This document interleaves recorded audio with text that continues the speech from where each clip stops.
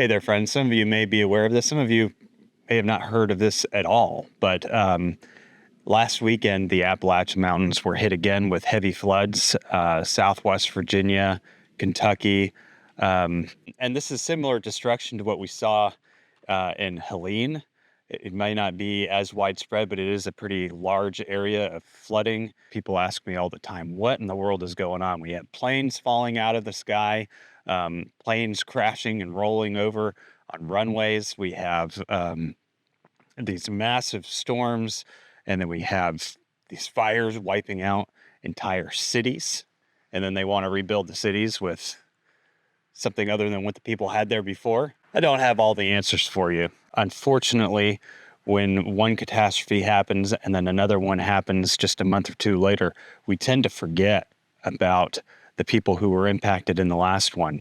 And in North Carolina and the areas impacted by Helene, we're still rebuilding. We're still fighting back, trying to get our farms back up and operable in those areas. I think that instead of worrying about, what's going to be the next shoe to fall, what's going to be the next catastrophe, what we need to do as Americans is do what we can to rebuild. And I'm saying this after getting some comments. The other week we had taken some chicken tractors up to the mountains. We delivered a chicken tractor to a farm in Tryon, an area that was heavily impacted. And I had a couple comments on that video that were just completely despicable for people to make. Yeah, I don't believe in government charity. I don't believe in the masses. There's a lot of waste. We've seen that. There's a lot of fraud. Clearly, there's a lot of fraud. A lot of that's being uncovered now. I think that you have to support the community that you believe in. And that's what I do. And that's what the people on this channel do. And if you don't like that, you don't belong here. That person also posted a bunch of links to people who I think are just feeding the public with false propaganda. And I don't even know that these people are real farmers. So I don't know who that person was, but take it somewhere else. Another person, though, brought up an interesting point, and I think that this gets into a bigger issue. A lot of comments that I've seen, and it doesn't change. I kind of feel the same way when people build a beach house and the beach house gets washed into the ocean. But I think that the situation that we're seeing here is very different. It's not something that anybody could have ever expected. And it's that way for several reasons. But this person made the comment, stop building your houses in the flood zones and making the rest of us pay for it. First of all, FEMA hasn't done that much. The communities have come together. The communities have come together to help rebuild, and that has done a tremendous amount of what we've seen. Yes, roads have been rebuilt by the government, but as far as rebuilding people's lives, keeping people in those areas, that's coming from people like you and I. So, the thing is about all this is that a lot of these people didn't live in flood zones. A lot of these people didn't live in areas where they ever thought that they would be impacted, and that's no fault of their own. I mean, these aren't normal areas for flood zones. Over time, though, as time progresses, we as people have built large water reservoirs. A lot of times these are just lakes for recreational purposes or other things. And what we've seen, at least this past weekend, is when floodwaters come in and those aren't managed correctly, meaning they didn't let the water out ahead of time, and I'm going to be blunt about this because it happened here in my community during Hurricane Florence. They didn't let the water out when they should have before the storm. They had to let it all out at once. It floods people's homes. It destroys people's lives. A lot of the catastrophes that we have in many ways are man-made by our own negligence, but these aren't necessarily the people with their houses that are 20, 30 feet above a river. These are much larger infrastructure projects that end up bleeding down and destroying people down below. And here's the thing about it, and this part just bothers me. When they come in and the government comes in with their funding, and they say they're going to help you rebuild, and they're going to help, fix your home or whatever it is that happened to you. What they'll do is they'll offer less money to repair your home. They'll offer you a fraction of what it will actually cost to repair your home. But then they'll also designate where you live to be a new flood zone. It's a new flood zone because we put a lake upstream from you. So now your house is in a flood zone, and if you choose to rebuild with the funds that they give you, you have to bring the whole thing up to code. But what's remarkable about it is they will offer you a full buyout based on the value of your property and your home before you ever got wrecked by the storm. That's a lot more money. So the intent is not to have people rebuild. The intent is to take people's land, to buy it back, and then sell it back to the state. That's what the federal government does. In a lot of cases, they buy the properties back. There have been hundreds of properties in North Carolina where the property owners have opted for this because there's no other financial alternative. And then the federal government sells it back to the state at a discount from what the federal taxpayers paid for it. And now you've got new flood zones, you have new waterways. Maybe it's for the better. I guess if that area is prone to flooding, you don't want to live there anymore. But I do think that a lot of this, in a strange way, is just another form of eminent domain. And it makes me concerned when I hear about this lake being built down in Texas, the one that, they can't even justify the amount of water that they're going to need for it, but they're going to put this lake in there. And what happens when that goes in is that all these properties downstream from that dam are eventually going to end up in the same boat. And then they're going to come in and they're going to say, oh, shucks, you got destroyed. Well, here's the deal. We'll give you some funds to fix up your property if you bring it up to these standards, or we'll just buy it out from you. I mean, these are the realities of the challenges that we are facing today. And I think that what we're going to see in Kentucky, because this isn't the first time these areas have flooded, I think what you're going to start seeing is certain areas where they tell people that they can't rebuild anymore. They can't live there anymore because they're designated, chronic flood zones, even though they hadn't been for 100, 200 years. And I do think that our climate's always changing. It's constantly changing. Climate never stays the same. And I'm sure that there are, different patterns that emerge and cause different types of flooding. But these are all things that I think about. And when I see comments like that, I want to address them. I want to share with you a little bit of what my opinion is on it. And it is just my opinion. It's not the opinion of Meet My Neighbor Productions, our nonprofit. But I wanted to put that into this video just so that you guys get, a little bit of an insight as to what I actually think. Anyway, enjoy today's video. So this morning, I am taking a load of hay to the North Carolina mountains. This is something that we have been doing a lot with our nonprofit. Normally we have semi trucks and larger trucks go, but as time goes by, people can't continue to make those trips. So I'm making a trip on my own. This is about $1,200 worth of horse hay. We've actually delivered about $4,000. It might actually be more. I need to do the math on that. About $4,000 worth of horse hay to horse rescues in the mountains.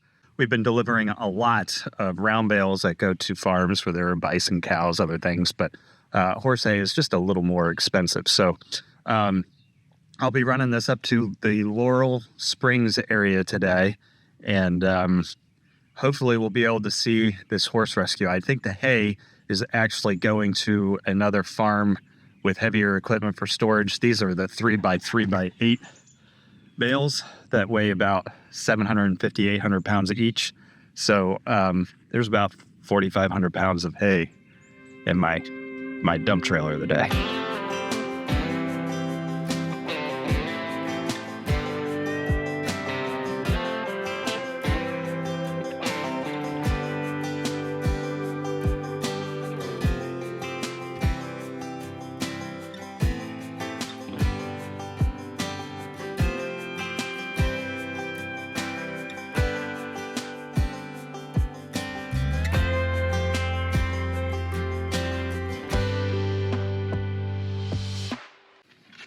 Hey, this is Catherine Steele from Ashe County, North Carolina, Musicians Mission of Mercy and Compassionate Commissary Program. And few people know that we also have a veterans work farm, which is a horse rescue. And you might recognize this guy if you ever watch Shanasa TV, because this is Charlie Rankin. So Charlie, look at this hay. What are you doing today? You drove all the way from Goldsboro, right? Goldston. Goldston. Yeah. There's a difference. There is. It's we're just southwest of Raleigh, so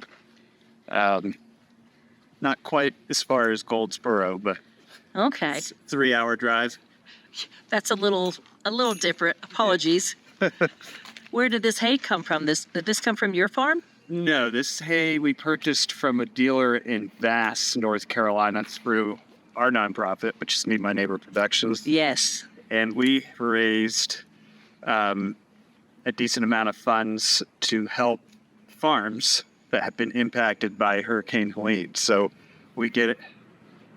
We do our best to get as many materials out to everybody as we can. But as time has gone by, as you know, there's not a lot of hay supplies. So even next week, we'll be shipping 70 round bales from the same area of North Carolina because we just can't get them any closer. So it's every trip we do is a couple hundred miles. Well, I can't thank you enough for making this trip today and bringing this beautiful, beautiful, very large square bales of hay for. We've got 9 horses out there at our place in Laurel Springs. It's Robin Overwater's horses, and we've been partnering with her to make sure they have what they need. And this is a prayer answered, my friend.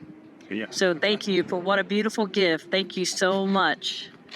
Thank you. We enjoy it. So, I mean, our goal is to help everybody stay on track so that the agricultural community stays strong heading into the spring. So, and it's not just food and food producers, but horses as well. I mean, Cattle, chickens. yeah, they all play an important role. So, Yeah, I'd never heard of a chicken tractor before. You had to explain the chicken tractor. yeah.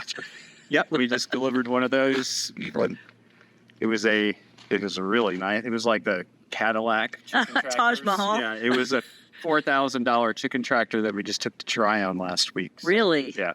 Nice. How do I get in line for one of those? I'm just kidding. It's okay. We're happy with this, my friend. That's funny. But no, chicken tractors, never knew it was a thing. But yeah, those eggs are like gold now, right? Yeah. Oh, yeah. Got to take care of those laying hens. Yep. But we'll check back in with you. We're going to take a quick break. Then I'm going to film the offload. All right. Catherine Steele signing off.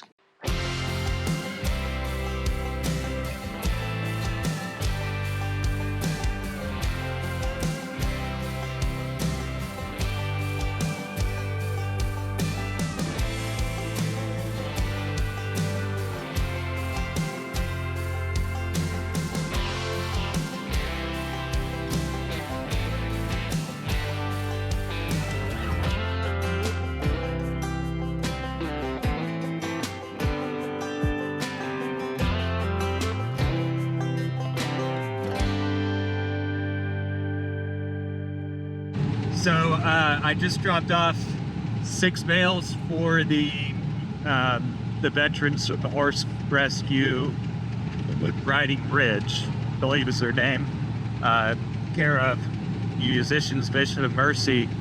They also, I mean, it's an amazing nonprofit there in West Jefferson, North Carolina. They've done a lot of work with Helene, and just before I arrived today, they had sent several trucks full of water and supplies up into Virginia. Some of you may know, some of you probably don't know, but a levee broke in Virginia, causing a heck of a lot of flooding and damage, killing people as well, and that impacted the Virginia, Kentucky, and Tennessee, I believe. So they are a great resource. We've had the opportunity to work with them several times over the past several months, and I hope you continue to support their efforts as well as our efforts. Our goal is to try and get, keep animals fed and to get these farms back up and operating. They're just out there to help as many people as they possibly can, and they're doing a great job at it. So, well-organized group.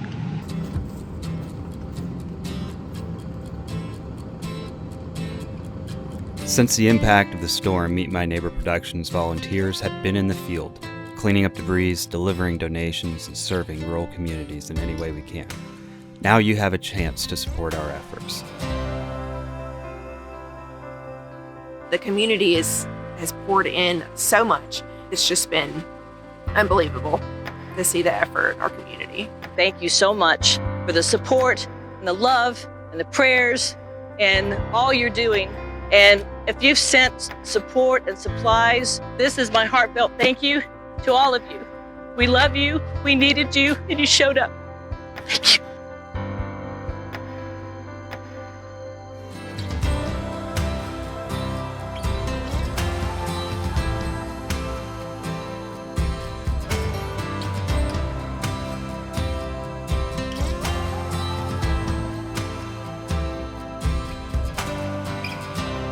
Take action now and click the link below this video.